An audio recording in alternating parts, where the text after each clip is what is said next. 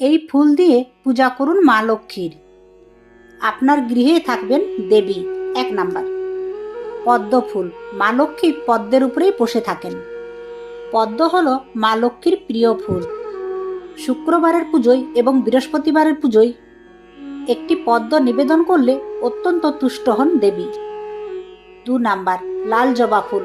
লাল জবা ফুল যেমন মা কালীর পছন্দ, তেমনি মা লক্ষ্মীরও অত্যন্ত প্রিয় হলো লাল জবা ফুল। লাল রং লক্ষ্মী দেবী খুবই ভালোবাসেন, তাই মা লক্ষ্মীর পুজোয় লাল জবা ফুল অবশ্যই নিবেদন করুন। বাড়িতে জবা ফুলের গাছ লাগাও অত্যন্ত শুভ বলে মনে করা হয়।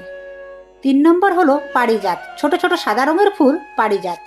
এই ফুল যেখানে থাকে মিষ্টি সুগন্ধ চারিপাশে ভরিয়ে থাকে। পারিজাত ফুল দিয়ে মা লক্ষ্মীর আরাধনা করলে তিনি অত্যন্ত প্রসন্ন হন এবং আপনার গৃহে অবস্থান করেন। 4 নাম্বার হলো কেতকী ফুল। কেতকী ফুল অনেক রঙের হয়, তবে মা লক্ষ্মীর প্রিয় সাদা রঙের কেতকী ফুল। এই ফুল দিয়ে আরাধনা করলে সুখ ও সম্পদ সংসারে বিরাজ করে।